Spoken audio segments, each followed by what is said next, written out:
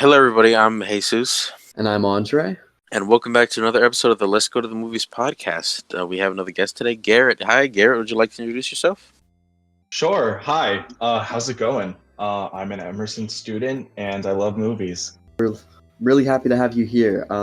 Looking at the title of today's episode, we're talking about a psychological creature feature, and that one in particular is The Descent. So, Garrett, we just want to know initially, what made you pick this movie in particular? Well, I really like The Descent. First off, I think it's the creature part of it is really interesting. You have these like gross humanoid creatures, which were easy to make, to make a scary movie, but they're also just so freaky and uncanny that putting it up against like this group of women that like are not expecting it. It reminds me of another movie that I really like called Indigenous, and I just think that these types of movies are really cool, and it fits really well into like Freud theories that a lot of that you learn a lot of in some film classes. And I love the blood of it too. It's gory and freaky. Yeah. For sure, yeah. Alright, so I guess we'll kind of go around the table and get like our initial thoughts on the rewatch. Kind of like, not necessarily a rating, but if you want to give a rating of the movie. Andre, we forgot to do our rating for the last episode, too. No, we did it. Did we ranked really? them, at least. Yeah, Okay, we were that's good. We close didn't enough. miss it that time. We missed it all the time, but we didn't last week. Anyways, so Jesus, I think this was like your second time watching it. I think you told me. It's my first time watching it all the way through, Okay, but it is my second time watching it in general. interesting. And I did not know what the little creature dudes looked like until I started watching the thing, and that was a bit of a surprise. That's not what I expected at all from like cave creatures and stuff like that. I expected something more, or a little less humanoid.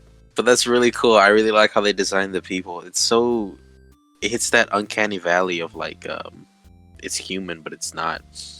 And sure. It takes place in like caves in North Carolina, right? Yep. That's comforting. Oh yeah. Oh shit. I was thinking about that. Jesus, you're from North Carolina. Yeah, Oh, I my am. goodness. Oh jeez. Oh, and I gotta say, a lot of the environment, like all the greenery and stuff like that, where they shot and took place, it doesn't really look like here. Like almost at all, like the little other greenery and stuff like that. Oh, Really? interesting. Was it like a real place though? Like the places that they were like the parks they were talking about, or like the cave that they were talking I about? think so. I forgot most of the names of One of them was I like forgot most of the Borman's names of the Cave, caves. I think. It's what was taking place in like the Appalachian Trail, so like I think Yeah, whenever like right. they said it'll like fit because it's like, oh, there are mountains in the Appalachian Trail. Yeah. Okay, Oh yeah, yeah, for there sure. are. That's true. That's true. Damn. Okay. For me personally, this is the second time that I've watched it. I believe maybe more, but I can only remember one other time that I've seen it, and I'm still I was very annoyed the second time I watched it because I watched it on a different source and I didn't get the ending that I wanted because there's two Oh. different endings to the movie. Yeah, and there I always is. get the one that I like least. And so I Mhm. was like, no. So I keep on having to go to YouTube to find the alternate ending, which I prefer so much more, but it's like it takes you out of it because you don't get to watch the full movie and then get that ending. I like finished it with the one I didn't like and then had to go find the other one. So which ending do you prefer? I prefer the ending with when she doesn't escape, with the candle scene with the daughter. Right. Like I feel like that yeah. one is After a lot the more cards and fitting stuff with like that. all the themes that are in the movie throughout. Like it really doesn't wrap it up nicely because it's not a nice ending for the characters in any way, Yeah. but it really does make you feel like, okay, this is fitting to all the stuff that's been happening to Sarah's character throughout. But like then the other one with just that lazy jump scare, which isn't even done as a jump scare because like there's no like the typical like loud bang or like loud music. Mhm. There's Yeah. like you don't get that. It's just like, oh, Juno's just next to her now and she's dead, and then it's screaming, oh no, but then that's the end of the movie. And it's like, yeah, so I guess that the only reason why I keep getting that one is just because were in North America, and like that's the one that like Prime always puts up, Netflix always puts up. Yeah. I guess also to promote the sequel, because the sequel can't happen with the other ending. There's a sequel. I haven't seen There it, is. but apparently it's bad. It is bad. Yeah. It's, Really? they can do it, whatever ending you see, like, she just gets out of the cave, that's the point. But then they take her back. They're like, oh, if you want to go find your friends, you have to come into the mines with us to go find them. Dang. She's in like the full police blanket. She's got the hot chocolate. She's totally traumatized, not Probably speaking, still covered and in blood too, I'm guessing. Yes, she was. And this whole movie is about trauma, like the first one at least. Her husband dies, and then she literally goes into a Freudian descent into like finding these humanoid creatures, where like she has visions of her daughter, like who's also dead. And I think it's also her birthday, because her husband and daughter died on her birthday. That is so true. Dang.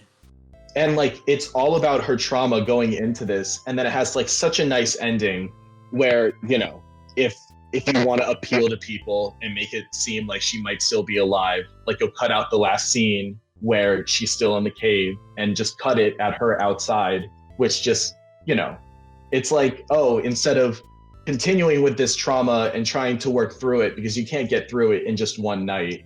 Like this was kind of like the failure of repression, where all of these emotions came out at once, and then she still has to go through it. And then the second movie is just like, let's put her right back into this situation with a mix of men and women, when the first movie was also like a women's story, and now it's just like, oh, everyone's here.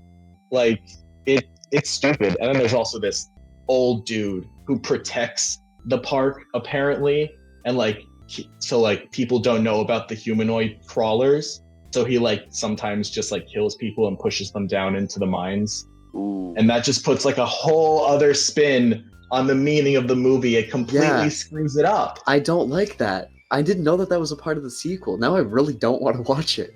Oh my goodness. Damn. Terrible. It's like 30% less, the second one. The first Descent is rated at 86, and the Descent 2 is rated at 55. 86, it still feels too low for me for the first one. A little it bit. Still feels a little like bit. It should be a little bit higher than that. I'd give it like a 90, an easy 90. Yeah. Oh, we forgot to do rankings for it. Oops, whatever. Well, we all agree. 8.5 out of 10. Okay. Wait, so that's... Yeah. Okay, it got 8.5 out of 10 basically from Rotten Tomatoes. Yeah. I think it's like a easy 9.5. It's like, I'd say a 9. The thing that I always wondered is, so, like, these little creatures have been inside these caves and everything, right? Yeah. They're, like, do they choose not to go outside? Like, is there something keeping them inside, or is it just because, like, the caves are so complex? I'd imagine one of them would probably wander out of the opening every once in a while. I mean, they must. Was it more by because, choice? Like, there's all like the animal carcasses and everything, so they must go out to hunt at least a little bit. Or what if the animals go inside the cave? Unless it was that old man that gives them all these animals, and like they hinted at that in the first one for some reason. I don't think so. And the sequel made it a bit more concrete that they do kind of go out and like kill animals. Okay. Okay. But because like they're like there's like one scene with a huge room of like animal carcasses where there's like an entrance to the outside. So like it's not like an animal's just gonna fall in the hole. But like that's why the second movie kind of sucks too. Like it expands on it when it doesn't need to. The whole reason why they were so scary is because you don't know anything about them. Yeah, like, fear of the unknown. Yeah. Yes. Oh, yes. Thank you for that. That's perfectly said. Yeah. They're afraid of the light too, which is a little, so that the women have a chance of defeating them. It's just like they're freaky, slimy creatures that just live under the earth. But then the second one kind of makes them like, oh, they're monsters that exist and like continue to thrive in this environment, which like could be cool if they did it well. Yeah, I think they could have expanded on that a little better. I looked at, like I said before, I haven't seen the sequel, but I did look at like the cast list just to see like, oh, did they bring in some other big name for the sequel for no reason at all? And the cast of the first one, the full cast of the first one is listed in the sequel. does that like do they bring back all the dead characters? Because I hate that if they did. They put them as a cast, but they're actually like dead bodies in the movie. No, that might be why most of them are there. But the biggest thing that happened that I forgot until right now is that Juno survives. Juno is still alive, and How?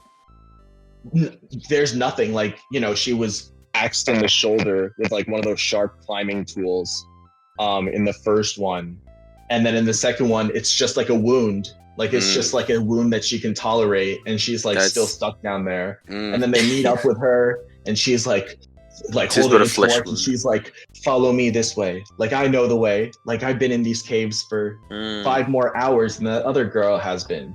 Oh my god. And then it's like one of those. frustrating. I feel like the time frame between the two gets kind of screwed up since they were released a few years after each other. Yeah, it's a matter of hours that the next movie is supposed to take place after. So The Descent 2 was in 2009, October 14th. 4 years later. Or 3 years later? 3 years later. The Descent was in 2006. Oh man. Like, nobody asked for it. No. Yeah. I don't think. We didn't need it. I prefer the other ending whenever she's still stuck in the cave. Yeah. I mean, it's a little more dark. But like, is that the one that you saw, Jesus? It looks cool. No, I saw the one where she escapes. The jump scare. Oh my god. Yeah. Ugh, so stupid. I can't find any sources that give you the alternate ending, just like straight up. It's all just YouTube videos of people that like uploaded like the DVD versions that they had or something. Yeah. Like that. But the was it like a home release exclusive sort of thing? No, like it was actually. I read somewhere that it was like, I think in Japan. What? Or like another, I like read this years ago, but I think it was for like the Japan release. They had the alternate ending where she's in the cave, or something like that. I don't know if that's accurate, but I like, because the source could have been completely lying. But I remember just reading a few years ago that was where this why that second one existed. Because like I think a foreign audience preferred that over like the jump scare, or something along those lines. Might have been the opposite. I don't know. Well, I have the original unrated cut as a DVD. Oh my goodness! Ooh, at a garage sale. So nice. I have that forever. Oh, that's awesome. With the unrated cut, was there like any differences from like, the regular theatrical? I don't know, because like I watched this DVD, but I assume like maybe some blood scenes are cut or something, like quick moments. Yeah. Just cinema does so many weird things, like they'll change like one little line to make it so that religious people aren't upset, or that's true. Of course. Or like I just thought of that from like the original Frankenstein. But this one, there's just like a lot of blood. Like they literally show her submerged in like a pit of blood.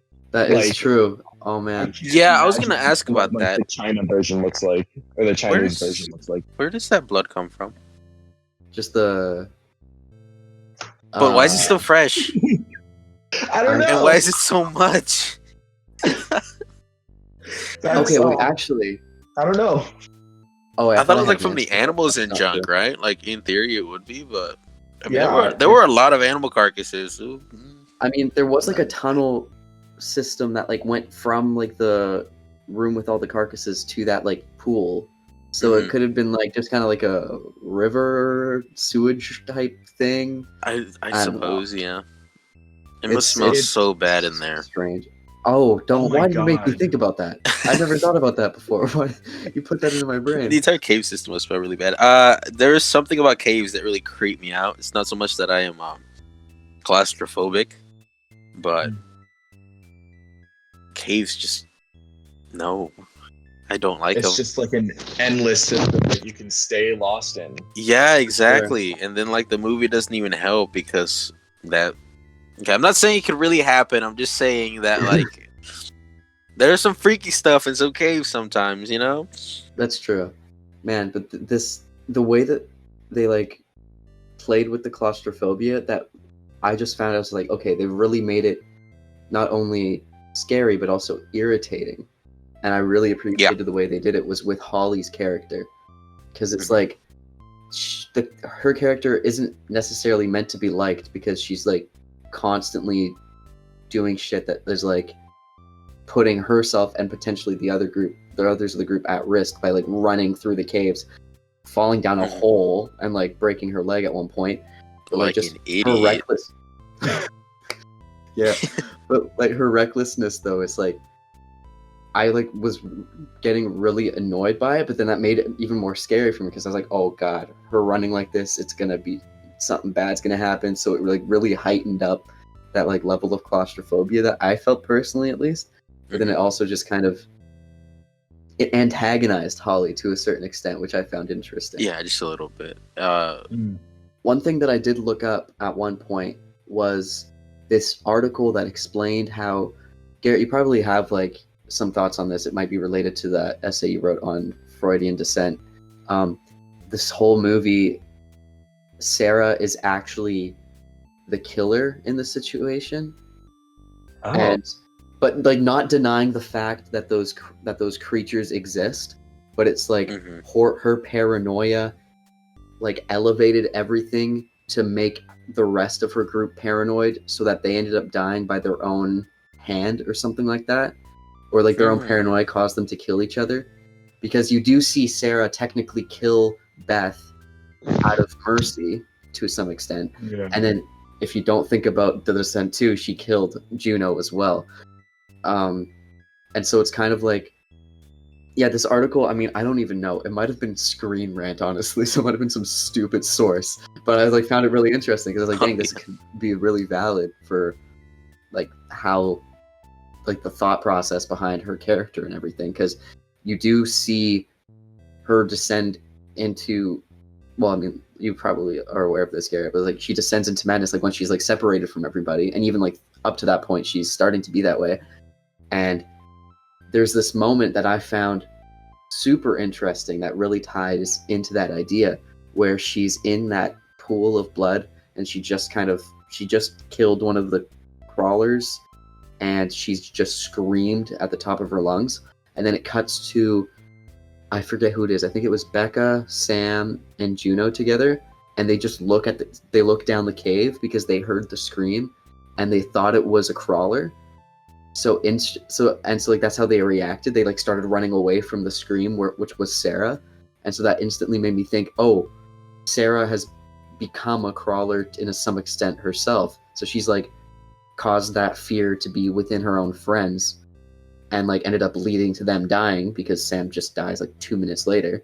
And it's like, I don't know. I just found a bunch of these links in like this article. I was like, dang, that's really interesting because I never considered that idea. I thought it was just like trauma and stuff, but no, then this article keeps on saying, oh no, it's Sarah amplifying her fear and projecting her fear onto her friends, causing them to see things that aren't actually there and letting those fears kill them as well. And like everything is also tied in. Dark. I know, right? And everything's like tied into like Juno being another main antagonist because like it's a whole revenge plot for Sarah trying to kill Juno for her affair, which I also found interesting because like at the very beginning of the movie, I was remembering some plot about an affair, but I kind of forgot who it was. But like the very beginning of the movie where you see Sarah's husband kind of go to Juno to help her out of the water instead of help bring the raft out and everything, I was instantly like, oh, yeah, no, we're not supposed to like Juno. Like something, it kind of like she's definitely doing something with the husband in that moment. It's kind of hinted at, and like Juno, like just doing bad things throughout, lying about the caves, not bringing a map and everything like that. It kind of like, since we're seeing it through the eyes of Sarah, it antagonizes her, even though Sarah might be the antagonist. But that's like just this one article I found. It was like really cool to see that perspective. Oh no, I just think that's really interesting. Like, I think that moment when she's like in the cave, which moment when she's in the cave? Yeah. But when she's in the pit of blood. Yeah. Okay. Yeah, that moment in the cave, it lines up pretty well with like where in a movie like the death and rebirth of like your main protagonist is supposed to happen. Like I Oh, remember in that right. scene, she like totally submerges herself in that water, in that blood, Mhm. and then she comes out and she's like covered in it, and she like isn't screaming or anything. She's like totally like focused on like what's happening. She has And like bug eyes Mhm. and is just like hyper Yeah, focused. Yeah. I remind me, is that like right after or before she kills the thing? I think that's right before, because Yeah, I I was think gonna she say gets that was out before. and then it comes out from the blood behind her and then attacks her. So Yeah, it like ties in with the moment with when she screams, and then I think she becomes a crawler herself, like in that analysis that I found. But yeah, that's Oh. like I never thought about that. The rebirth and the death and rebirth of a character, that is exactly where that would be for sure. because when we're talking about like repression and stuff, you know, it's like a fight or flight response, and like the flight is to repress these emotions and push them down, while the fight is to confront them and get over them. And that's why repression is so weird to humans, because your body wants to take care of these problems. Like when your body feels pain or like a negative emotion, like it knows how to react to that, so like it wants to learn. But when you're repressing something, your body isn't learning. And so her whole journey is like dealing with this whole new traumatic experience, like probably like just worse, like just a little bit worse than like losing her husband and child. And then finally, like the only thing to do with repression is once the repression fails and it comes up to the surface, like I guess you could try repressing it again, but really you're gonna like want to get through it. And so that's when she like submits to like the caves and like really gives in to like, you know, what the crawler like, because you have to like submit a little bit to like the caves to kind of figure them out, you know. You can't That's just true. keep running away. You have to learn your way around them, which, you know, she did eventually. That's yeah. Yeah. Dang, there's so much to process about this, but it's like all so true. This movie has like so much more depth than I really considered the first time I saw it. Granted, I was like 15 when I first saw this movie, so like I didn't understand sure. that stuff at all. Oh yeah. This is like my third time watching it, but the second time was like for this essay. Oh, I that's had written. awesome. Yeah, because you said this was for a horror movie class you took? Yeah, I went to University of Vermont for a year for my freshman sick. year because I didn't get into Emerson, sadly. And I took a really nice horror psychoanalysis class with Professor Neroni. Shout out Professor Neroni. Awesome. We like watched the Babadook and like The Following, the Frankenstein, Wolfman. Like we watched a lot of really good stuff. Oh, that's so interesting. Dang, Yeah. my university, I mean, I kind of talked to you about it, like we don't have like an actual film production program. It's more so tied with the English department, so we do a lot of like film theory and just analysis on film. That's like the main focus of my degree. Like I get to do a film production class I think next year if it's offered, maybe, but I don't know. But there was a horror movie class that was offered, and it sucks because I didn't know, and so I just missed signing up for it. Yeah. And I was lucky enough to go to like some of the screenings, and because I knew the professor, and it was interesting because I was able to see some of the movies that they were looking at, and it was not at all. I was like thinking that they were going to do like mainstream horror or something like that, but no, it felt very much so that it was in a similar vein, not necessarily psychoanalysis, but like just more so like analysis of like different cultures' views on horror and stuff like that. So it's really cool. It's like a topic that I think is like, I mean, That horror sounds movies sick. is like a genre that I think is the most interesting to study because like there's so much to pull from any direction really. Like 3 of the movies that I went to see for the screening, one of them was called Pulse, or at least that's the English version. That's the English title. It's a Japanese film, and J-horror is amazing. Like they got like The Grudge, they got The Ring, all the originals. I mean, not the American remakes, but this was like an original Japanese one. It was like observing a world where a demon or this negative presence or whatever was going through like a computer virus, and it like would kill you through this computer virus, and it was like, dang, that's like insane. And then we also watched Ginger Snaps, a Canadian creature feature, which is honestly hilarious to watch. It's pretty scary, but it's very funny because it's, I don't know if it's a satire, but it's kind of cringy in some regards, but it's very, very fun to watch. And we also watched Raw, which was I've very heard of intense. Yeah, I have a copy of it actually. It was like the one copy I could find at like this DVD store in my town.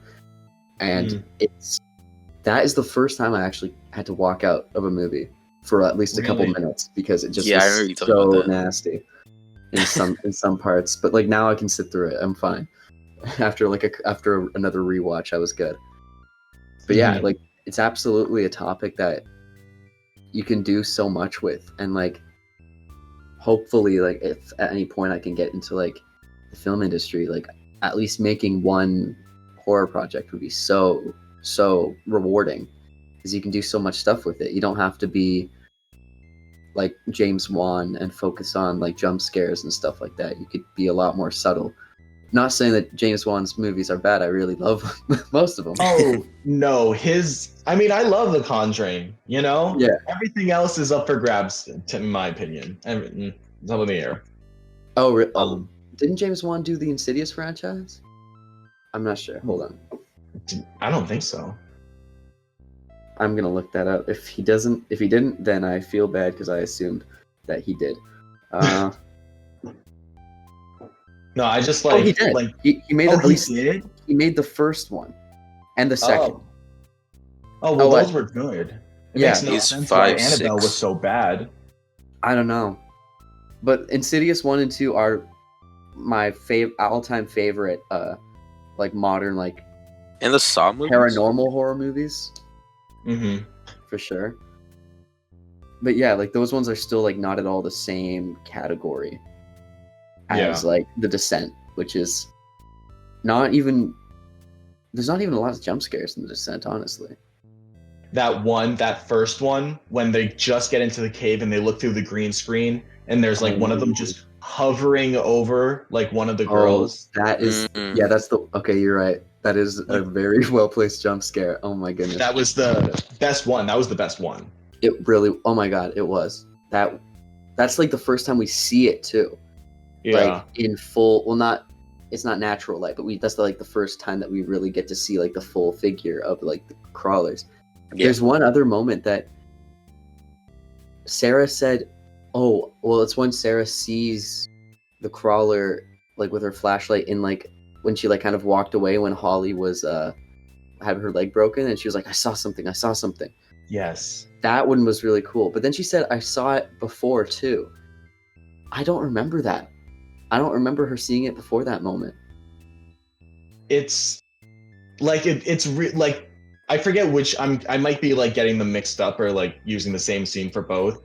There's just like that one where her flashlight glazes over a crawler and then it like quickly pulls away from view. Okay, and I just missed it when I watched it then. Yeah. Damn. And there was that first scene when they like first enter like the big chamber before they get deep. And I think there's supposed to be one like up in the like ceiling or something. Okay. Interesting. Cool. So like it's like they're always around, They had no chance. They were always there. That's even more traumatizing. So what was the explanation as how they move around and see and stuff? Oh, sound, I think. Yeah, sonar. They're like bats, right? Yeah, exactly. Yeah. And they can just crawl because they are crawlers. They can go on walls because they're crawlers. But yeah, there's so much. Whoever really like focused on like the production design of The Descent, and like also like the DP literally had so little to work with in terms of the space, but they did it so well. Like I wonder if they actually filmed in caves or if they like built some type of set. Oh, like a little cave, yeah. Like for example, like with the It franchise, they created the entire sewer system like for the new It movies to walk through. Really? Or at least in parts they did that. Like I saw like a behind the scenes video about that. So I wonder if like they did that for The Descent. Okay, interior scenes were filmed on sets built at Pinewood Studios near London. Okay. All right, that's really cool though, how they were able Yeah. to do that, because And they still had to forcefully confine themselves into like a Yeah. cave, Yeah. technically, and just the way that they were able to like make the space feel big but small at the same time was really cool, and the way that they would frame different scenarios. Like there's one moment where I don't know if it was like easily noticeable, but I at least noticed it. It could honestly be. But like you see a crawler, like the shot is going through kind of like this opening of a cave, and you see in like the other side, it's where all the main characters are, and like the light is on them, the focus is on them, but like around like the not doorway, but like the opening of the cave, it's like a crawler like standing and like kind of drooling down, but it kind of just looks like water. But it's all completely pitch black because it's like in shadow. But I was just like, the way that they like had to frame that within that like confined space, but like you still had like the focus on all the women, but then also had this little thing in the foreground. That was like a shot that really blew me away, because like this is just so intense, because if you see it, you see it. If you don't, then whatever, that's okay. But like if you see it, you're like, oh shit, like that thing is right there. Because that's like, at least on the rewatch, that's the first time I saw the crawlers, because I didn't see the moment when it like disappeared behind a rock. So I was like, oh shit, oh no, it's there. Right. I found out too, since it is a British film, the US release was done with one ending, and the UK was done with another one. Oh, it was that way? Yeah. Okay. The UK one is the one where she doesn't escape, and the US one is the one where she gets out. Okay. That makes more sense then. Yep. That is so funny, because the UK censors so much. They censor so much queer content, like in cartoons and stuff, and but they won't censor like a woman like getting trapped in an underground system. Literally just getting trapped. Like the ending scene is just her sitting there. That's it. Yeah, and all the little they come at her from the sides a little bit. Yeah. That's true. They do. I almost forgot about that. Yeah. It's like implied that she dies. So like implications of death are better than being gay. I like to think that she just goes she goes Doomslayer on them and just fights her way out of it. Nice people. Yeah, I saw this little question here on Google. You know, the little drop-down menus that like show like recently asked questions. It says, "Are the creatures in the Descent Wendigos?" No. Yeah. I dropped it down and said no, but I was like, huh, that's an interesting little. That's totally interesting. Yeah, sure. I could see how they could be in some way, but why are there so many of them? What's the exact nature of a Wendigo again? Because I've only really it's like from Pet Sematary, like Stephen King's book. That's like the only exposure. So there's like a certain ground that's like been protected. Or something. I haven't exactly looked into them, but this is what I know. So like there's this like usually it's like a mountain or like this one area of land that's like protected by some people, and if cannibalization happens, the person that cannibalizes becomes the Wendigo. So like if it was two people stuck like on a mountain, and then that mountain was the one that was like with that spirit and stuff like that, and one of them dies, and say the guy cannibalizes him, he would turn into the Wendigo. Oh wow! It's that like really. Oh, go ahead. Yeah, no, it's just like based around the idea that human flesh has power, and so like eating of like your own flesh is like sacrilegious, I guess. Like it's unholy, not like in a Christian sense, like in a spiritual sense. Yeah. Oh, interesting. Because like I think it comes because it's like Native American folklore. Mm-hmm. Yeah. That's true. Like that's exactly kind of how it was tied in with the Pet Sematary novel, and probably the movies. I don't really remember the movies, honestly. I haven't seen either or read either. But it's a great book. It's supposed to be like his scariest novel, but for some reason, reading like horror books doesn't really do anything to me unless there's like a description of something that's like really disturbing, which happens sometimes. You just gotta skip a paragraph. Like sometimes you gotta skip a paragraph, but like with like Pet Sematary, there was like, I mean, kind of like, not really spoil anything, but it's kind of like the main plot. But it's basically this this protected land, kind of like what you were saying, Jesus. Mhm. And on this land, which was from, I don't necessarily remember which indigenous tribe it was in the story, but it was like their specific land that, like, oh, if you bury something on this land, it will come back to life. And, like, if it's something that died, it's like that's like the whole plot of this movie. And so, like, there's like the idea of bringing pets back to life, so that's why it's called Pet Cemetery too. But then there's like this whole other fear of doing it for a human, and I think that's where like the worry of the Wendigo comes, because when they come back to life, they basically become like this zombified version of themselves. Yeah. But like it's still them, but they have like it's not their soul, essentially. Yeah. And so like that's what I thought was like really cool. So I think that kind of ties in with the Wendigo in some way. Until Dawn. Yes. Yeah. Yes. Oh wait, Go I ahead. doesn't really play that many video games. It's like a Telltale game where. Oh, okay. I know about the game. Yeah. Yeah. The one where you're stuck I in played the. no video games, but I know what you're talking about. Yeah. Okay. Sick. They have something like that though. Yeah, the main like what's it called? Spoiler alert. I guess the like it seemed like so like there's like a bunch of different things happening, but one of the main things that like one of the main antagonizing, I guess, things that happens in the thing is Wendigo. There's a Wendigo in it. Wendigo. Okay. Yeah. Yeah. Cool. And they make the point that like it's like the Wendigo spirit that goes inside of someone. Yeah. Like, and it's kind of that sad makes so much too. sense. It's really tragic how everything happens, but it's a really good game. Oh wow. Dang, that's so interesting. Mm. I didn't. Okay, so it's the Wendigo soul. That honestly explains a lot of stuff for Pet Cemetery that I did not understand. Okay, cool. That clears a lot of things up. But yeah, that's an interesting question that you saw though, Jesus, about whether the crawlers were the Wendigo or not. Mm. I mean, easy answer, but yeah, they look so different and they quick. work differently. Okay. It's just yeah. I just thought it was a really cool question. Like, oh, I guess I could see how you could think that. I mean, 'Cause there's they got to are- be like. Oh, sorry. Yeah, go they ahead. eat people. Yeah. Yeah. That's true. And like there's no like real description of what like a Wendigo looks like. It's just supposed to look inhuman. Mhm. And so like the ones in Until Dawn look almost exactly like the crawlers, just Yeah. like with Uh-huh. longer limbs and not Except as they look a slimy. little bony, yeah. Yeah, they're bony. And there's some that I've seen that's like a deer skull, Yes. and it's just like the weird crawly thingies and stuff.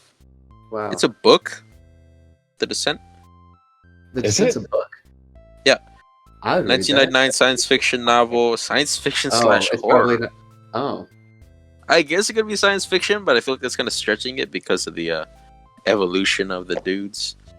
Yeah, maybe they talk more about biology. Exploration of an extensive labyrinth of tunnels. I don't know if it sounds the same because I'm reading this. It says it describes the discovery and exploration of an extensive labyrinth of tunnels and passages stretching throughout the Earth's upper mantle. I feel like it is more science fiction, and then they take this idea and turn it into the movie instead of turning the book directly into the movie. You know? Yeah, I'm looking at the description and it even says that they're like humanoid things. Or wait. Yeah. Yeah. A malicious species. Ooh. But It kind of reminds me. I feel like it's the concept behind like what's it called? Journey to the Center of the Earth. Yeah. Where like there's like a Oh. log and like a book, and then like the movie's kind of based around that book, not really like a reincarnation of the book. I Right. think that's what they did. Interesting. Like Dracula, because that book is just all of, like letters. It's Yeah. like all comprised of letters. Yeah. I forget what that's like a specific type of book. I forget what it's called. I just took a class where we studied Dracula, and I can't remember. It starts with an E. Epistolic? Sure. I think Epistolary novel. Oh, damn. Okay, close enough. Epistolary. I didn't know that was a there word. you go. Yeah, it's like that's actually really cool though. The way that they do it in Dracula, there's like a theme in the book, and also the Francis Ford Coppola film, which I honestly think that's like a very fantastic like adaptation of that book. there's like a focus and like this obsession with like technology and different methods of technophilia in a certain way, because like in the book it's like 3 different perspectives, I think that right. One of them, I forget, it's the character played by Winona Ryder in the movie, I forget her name. She writes all of her letters with on a typewriter. The main character writes solely in shorthand, and then the doctor character only has his notes written out through some type of audio recording device. And so like that's like a really cool like tie-in of how they developed like the epistolary nature of like Dracula. That's a tangent, but like that's like something I always found really interesting when we were studying. Yeah, that's really interesting. Garrett, I was curious, like you mentioned before the idea, well not the idea, like the fact that in the UK there's like a lot of censorship on queer content and everything. Do you think that there was a possibility that The Descent could have had some type of link or connotations to the LGBT community at some point in its like development, or do you think that that could have not been possible because it's an entirely female cast? And I feel like that could have easily been brought into some way. Yeah, like I was watching the movie and like I don't know, because it's like very based around like a straight relationship. Like that's true. Yeah. Like, yeah. Is her name like Sarah or Shauna? I keep saying Sarah. Oh, Shauna's the actress's name. I think it's Sarah. Yeah, it's Sarah. Yeah, played by Shauna. There you go. Yeah, because like Sarah like is like has a child, like literally the epitome of like a straight relationship. And then like her best friend like cheats on her husband cheats on her using like her best friend. That's true. So it's like it's not a, you know, lots of love triangles are used in like straight relationships, but love triangles only work if they go all 3 ways. That's true. So like, you know, this is like a half, 2/3 of a triangle where they just go both to the dude. And then like, that's like the main conflict between them later is like surrounded by like this relationship with the dude. So it's very much like a women's story.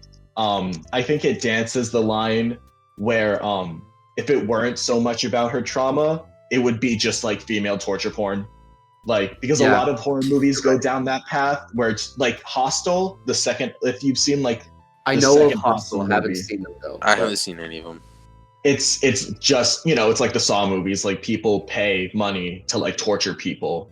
Right. And the second movie is like a way bigger budget, and it's like an all women, well not all women, but like the main characters are all women. And the victims like, in the film, I'm guessing, are all women? Yeah. Okay. Oh yeah. And the first one to die, like dies in like screaming her head off. And it even in that horror class that I was taking when we were looking at Hostel and some other like feminist movies, we talked about how a woman's scream is like used a lot in film as like a form of like hysteria because of like people, and also like we sexualize women and then murder them brutally because we don't know how to deal with women like actually like being sexual. Like they can only be sexualized, but if they become sexual, then like you kill them off. And like a woman, and like when you have a woman really scream like her head off in a film, it's like the horror of like the female orgasm. And so that's like Friday the 13th. Yes, exactly. All slasher movies. Yeah, all slasher movies in general. Being promiscuous and shit. Always die screaming. I didn't even think about that. Wait, hold on. Now that I think of it, every slasher movie I've seen, the men don't scream when they die. Right? They just die. Whoa, wait, hold on. What about that dude who got sucked through the bed in Friday the 13th? Not Friday the 13th. Johnny Depp. Yeah. Johnny Depp just gets sucked in. He doesn't scream. He's just like, I thought oh no, I'm getting sucked in the bed. That's all that happens. He doesn't scream. Nightmare on Elm Street is the movie that it's called. Yeah. I just had a brain. Jesus, we just we got it. We just recorded the episode on Nightmare on Elm Street 4 days ago. Come on. Oh, nice. I know. See, even Nightmare on Elm Street, like main female character, you know, classic final girl 80s movie, and like you know, she screams and everything, but like it's more like about her. Like I feel like even unintentionally, like all the, like, you know, Friday the 13th, Nightmare on Elm Street, Halloween, like they were all directed by men, but like I feel like a lot of the women are like, you know, coming from the point of like a dude. I don't know. I just feel like they have like feminist qualities about them because like they do survive. They're not allowed to have sex, but they do survive. What's that movie? Frozen, not the animated one, the one where they got stuck on the chairlift. Oh, that movie's terrifying to me. But and that lady's the only one that survives. That is true. Yes, Final Girl, classic. Yeah. There's even movies called Final Girls and The Final Girl, like respectively, and like it's all about that topic. But that's true. There is like a feminist quality to that to a certain extent. But then it's also like, at least in the early slasher movies, they reduced the final girl to just like kind of this pure being who just was luckily made it out. In some cases, at least. Like, at least in Halloween, Jamie Lee Curtis's character didn't do much. Nightmare on Elm Street, the main character in that, she like actually tricked Freddy. She like had agency in that. Yeah. Scream, Neve Campbell's character, Neve Campbell's character had like, she like killed the bad guys. So like that's also kind of like more, I guess, more feminist than other slasher films. But it's like when they just are passive and stuff, that's what's like kind of even stranger to me, because it's like, why did this passive, pure character be the one that got saved? Like they were the final girl, but like they didn't have much agency for it. I don't know how many movies fall into that category necessarily, but there's like some that do. Right. And then you get to like The Descent, where like she deserves to be the final girl, you know? She got in it, she literally like whole rebirth, everything, like earned that shit. Even killed her friend for it. Like, you know, sometimes two of her friends for it. Yeah. Two of her friends. Yeah. Well, I don't know if I count Beth's death as like a murder, really, because that was like kind of a mercy. Yeah, it's not a murder, but she killed her. She did, yeah. That's, you get a pick like this. It's like that big, right? And it goes like straight right here. That's I didn't know how she survived. Yeah, like that doesn't make sense to me. But she was alive for another 20 minutes, so that's okay. Whatever, we're good. But the reason why, and apparently for the rest of the movie, I mean, for like because in Descent 2, she's still there. Oh wait, no, that's Juno. Beth is the one that like was like, I thought Mercy killed. Okay. Yeah, Juno was just revenge. Oh, so yeah. Okay. The reason why I asked you that question, I don't know how long ago, like 10 minutes ago, was simply because, at least through the eyes of someone who's grown up like surrounded by all like every stereotype you could imagine, because like you can't really escape it when you're like focusing on like Hollywood mainstream content and stuff. There was like, I thought that there was like some stereotypes that would hint at like characters being gay in The Descent, at least. I'm probably very wrong, and if I am, I completely apologize to anybody listening.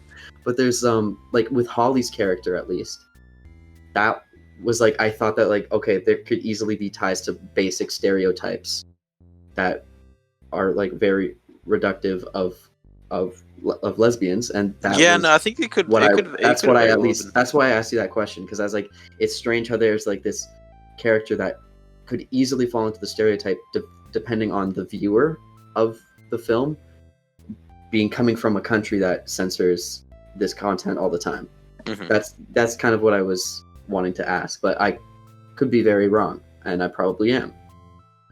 Like, I mean, I definitely think that, like, I never saw her as like super queer. I totally think she could be. That's what I mean. Like, I don't see her explicitly as that, but I feel like there could be like, I feel like it could be squeezed in somewhere at some point. Oh yeah, especially since it's like 2006, and like it's like edgy to like make gay jokes. Like, it's not even funny. It's just edgy. And like horror movies especially too. Yeah, because I have seen a few horror all movies the time. in horror movies. Yeah. Did he cut out? And like, I mean, like, they're all like, while they're scared, you know, while they're all running away, like under the caves, like they're all like clinging to each other too. And like, you know, men wouldn't do that, you know. Bet. Like, If I'm Yeah. scared enough, I'm about. I'm kidding. Are you kidding? Yeah, but if you get like a bunch of like 2006 edgy dudes in a cave, they're just like, Yeah, Like, all they the don't men even with like have their to- frosted tips and like puka shell necklaces. and Yeah. shit, they won't be oh my doing that. god. They don't even have the saying no homo. They just can't. They just can't do anything. They don't Yeah. even have kiss your homies goodnight. They can't do that yet. Honestly, yeah. Like I don't know if I was in that situation, I don't. Me and the homies would be holding hands, bro. All Oh my of us, God. and- Of course. Yeah, it's terrifying. But like in the context of 2006, there's no way, absolutely no way. Mm. But they, you know, they're all like super close friends too, and they're like close enough because they're all reuniting to comfort their friend whose husband died tragically a year That's ago. true. Yeah. So like, I totally think that they could be gay. You know, totally could be. There's no reason why they can't be. You know, even fucking I forget it. Luke Skywalker, the actor, was like, if you see Luke is gay, Oh my like he's gay. Yeah, Like, Yeah, like whatever. Yeah, like- it's not really a big deal. as long as it's not explicitly stated that they're straight. Like, I don't know. Like maybe Sarah, maybe Juno could have been gay too. Like we'll never know. Mm-hmm. I especially kind of like was thinking with that question because Holly, her character is like the outsider of the group. She got brought in by Juno, and in Yeah. my mind, I was just like, did they do that? And she gets Did they killed. really bring in like? Did they have like these gay stereotypes placed on the outsider character of the group? Did they just do that for the movie? That's why I was kind of thinking. I was like, Ooh. but then now that I'm remembering, actually, they like all talk about their like boyfriends or men that they've slept with in the That's cabin true. right before they leave. Oh, So they kind of do it. So I guess that whole thought process I've had for the last 5 minutes kind of can be erased because of that scene in some extent. no. You're onto something. Like I'm like Juno. I get what you're I don't getting know. at, yeah. She has like such energy to me. Like you know, she has like agency and she wants to survive. And like I guess like you know, it's not like she's butch or anything, but like she's not like traditionally feminine. You know, Mhm. like they're all like Yeah. mountain climbers. She's jacked too. Like she's not like scrawny. The Jacked. scene where she just climbs across that opening, like the cave open, like the little. Yeah, that jungle is I insane. don't know what that Like, was called, like the rift in the ground or whatever.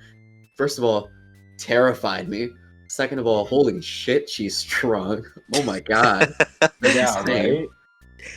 Are any of y'all Oh. like afraid of like anything in specific that like this movie refers to? Like claustrophobia, the fear of heights, fear of the unknown, Oh. fear of the dark.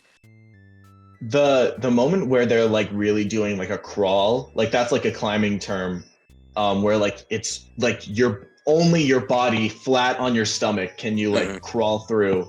Like I'm not claustrophobic, but like no, Yeah, no, like, no, yeah, no, hundreds of absolutely feet not. under the earth, Yeah. like falling in No. between there. Like I'm not even Oh, scared there's- of it collapsing. It's just scary.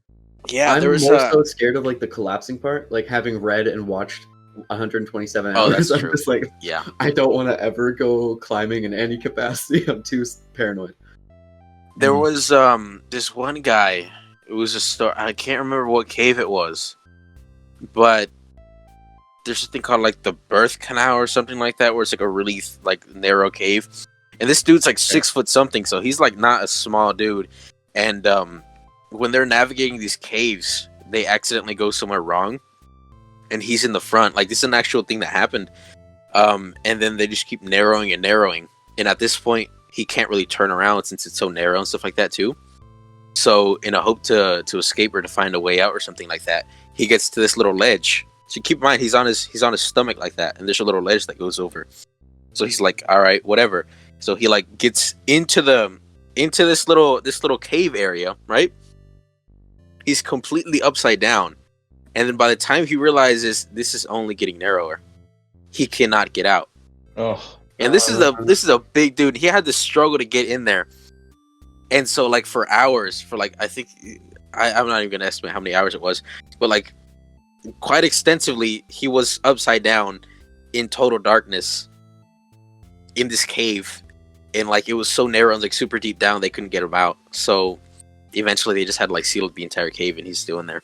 That story was just that. I mean, hit different. There's that story, and then there's also like the story of the Taiwanese soccer team of like 12-year-old to like 15-year-old boys, like just a couple years ago. Mm-hmm. Like I remember just seeing that on the news as they got found and as they were starting to get taken out, like in the span of like 2 days. And that's honestly, thankfully the Descent came years before that, because if it came out now, it would just be in poor taste with that story and with other stories like cave collapsing. 27 hours in the Nutty Putty Cave. John Jones. Oh, that's the first guy you talked about. Wow. Yeah. But yeah, like with that story though, of like that guy from 127 Hours, even though that one is seen more as an empowering story nowadays, kind of some regard, and like the story of like that soccer team. I think they were a soccer team. That's like there's something like that. Thinking about that really kind of made me more scared of the Descent on the rewatch, because I was like, dang, this is real.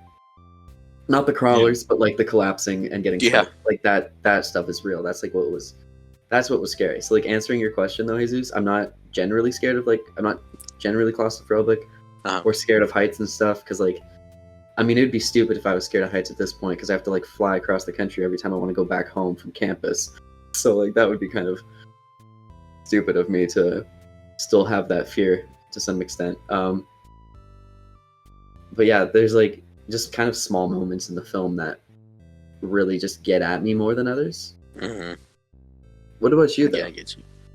I used to be scared of the dark as a kid, not so much anymore. It's just kind of something that I got over. It's not. It wasn't even like a moment. But yeah, there's some parts still that made me really uncomfortable with the dim lighting and with the noises and all the crawler dudes. Yeah. And yeah, of course the claustrophobia thing. Like I'm not normally claustrophobic, but in that situation, I think a lot of people would be. Yeah, definitely. I'm just very glad that they didn't have because it's like all underground and stuff. It's like all caves. You would think that they would have had spiders. And I'm so grateful they don't, because I've already talked with Jesus about this. I am the worst. Yeah, I don't know if you know Garrett or Andre's I'm like arachnophobic. Literally horrified of spiders. Like we on our third. Is there a reason for that, or is it just kind of like? I have no idea. But like that's because it's completely understandable. I just didn't know if there was a reason, because I'm actually. It doesn't make any sense, but I really don't like beetles. Yeah. None. Or dead insects, specifically dead. If they're alive, I don't care. If they're dead, no. You don't like beetles? No, I don't. Jesus, you're not gonna like this. What happened? We all live in a yellow submarine. What? Yellow submarine. Okay, so scared of the Beatles. Yellow submarine. I'm very sorry. That was a very bad joke. I'm gonna cut that. I'm gonna cut that part out. I'm just gonna cut that out. No, leave it. No. Leave it. You won't. But yeah, like I'm like deathly afraid of spiders. Not deathly. I'm just so afraid of spiders. Like in the third episode of the podcast, we like talked about it before, but like when we were talking about signs for that episode, and when we watched, when I watched it with my roommate who was on the podcast for that episode, we were just watching it, and a spider literally came down from our ceiling right in front of our screen. And I didn't know what it was until I got really close to it, and it moved, and I just bolted. I screamed like a shriek, and I bolted like across the apartment. I could not. Awful. Spiders are creepy, bro. They're nasty. The thing about beetles though is that like they're really cool. They're like nature's tanks, you know. They look like little machines. They're cool, but still there, you know. Still there. It's true. I don't want to touch it. Or cicadas. Oh yeah, of course. All right, we're about at the hour mark. We should probably do kind of our final thoughts on the film. So, like, do you guys have any kind of closing remarks or like kind of a conclusion to everything that we've discussed at this point? Love it. A real descent into Freudian madness, you know? Absolutely. Strong women's story. Love the blood. Love it. It grosses me out every time. I love it. It's like so jarring, but it's realistic. Oh, it's so good. It's a good movie.